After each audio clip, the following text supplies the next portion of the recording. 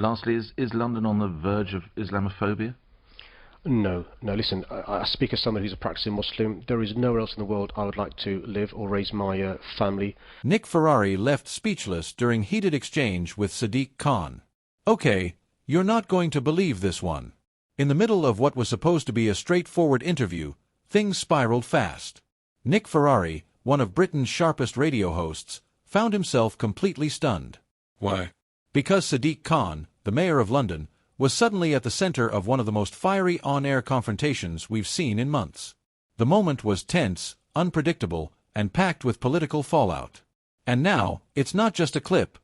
It's a full-blown talking point across the country. Here's what happened. It started on LBC, where Nick Ferrari has built a reputation for grilling politicians, holding them to account, and let's be honest, sometimes leaving them squirming.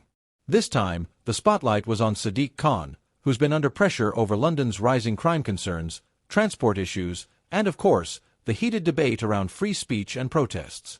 The interview began calmly enough. Questions about safety on public transport, about knife crime, about the cost of living in London. But then, Ferrari brought up the wave of angry protests in the capital, pressing Khan on whether he'd been too soft, too slow, or too dismissive in dealing with them. That's when things got heated. Khan pushed back hard, insisting that London is a city built on tolerance, freedom of expression, and fair policing. But Ferrari wasn't letting it go. He demanded clarity. He asked whether the mayor was putting politics above public safety. And you could hear the tension in his voice as he pressed again and again. And then, suddenly, there was silence. Not because the mics cut out. Not because the feed dropped. But because Ferrari, for once, seemed caught off guard by Khan's reply. Khan shot back with a line that left the room frozen. Paraphrased, he said, "The real danger isn't protesters, Nick. The real danger is leaders who pretend these problems are simple when they're not. Londoners know that soundbites don't solve anything." Boom. That's the line that's now making the rounds. Because in that moment, Khan wasn't just defending himself. He was turning the accusation back on Ferrari, back on the media, back on anyone who thinks complex social problems can be solved with a quick headline. And Ferrari, usually lightning fast with comebacks, just paused. You could hear the shock in the air. Now, the reaction. Social media lit up within minutes. Some hailed Khan, saying, "Finally, a politician stood their ground against Ferrari's aggressive style." Others sided with Ferrari, tweeting, "He asked the tough questions, and Khan dodged like always." This wasn't strength, it was spin. Even journalists weighed in. One columnist for The Independent wrote, "This was more than an interview. It was a battle of narrative safety versus freedom, soundbites versus complexity."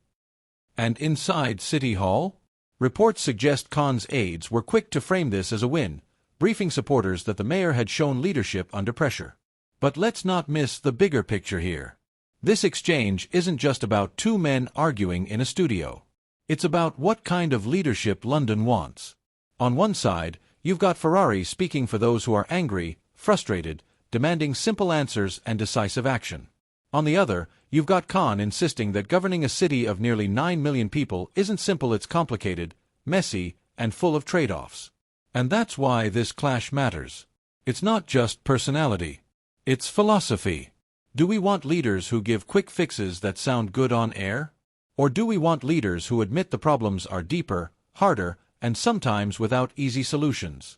Of course, critics argue Khan is using complexity as cover. One opposition MP said bluntly, "When politicians say it's complicated, it usually means they've failed." But Khan's supporters see it differently. They argue he showed backbone in refusing to bow to media pressure, refusing to be cornered into soundbites. Either way, the public is now left to decide. And here's the kicker. Nick Ferrari has built his brand on leaving politicians rattled. But this time, it was Ferrari himself who looked rattled, if only for a moment. And that moment is all it takes for a narrative to flip. Because the clip is out there. People are sharing it. People are debating it. And in today's political landscape, perception can be more powerful than policy. So what happens next? Well, if you're Sadiq Khan, you'll use this to rally supporters to say, "Look, I stood firm under fire." If you're his critics, you'll argue he dodged accountability. And if you're Nick Ferrari, maybe you're replaying that pause, thinking about what you could have said next. But for the rest of us, the question is bigger. What do we really want from our leaders in moments like this? Do we want fire and fury, quick answers, simple slogans, decisive promises? Or do we want honesty, even if it means admitting the problems are far from simple? Because if this exchange proves anything, it's that the battle for London's future won't just be fought in council chambers or election rallies. It'll be fought in moments like these on the airwaves, in interviews, in the spaces where leaders are forced to answer the toughest questions. And that's why this matters. So, what do you think? Did Sadiq Khan win the exchange by standing his ground? Or did Nick Ferrari expose weaknesses that the mayor couldn't cover up? Drop your thoughts in the comments, because this is one clash that people will be talking about for a long time to come. And remember, if this is just the beginning, how much deeper does it go?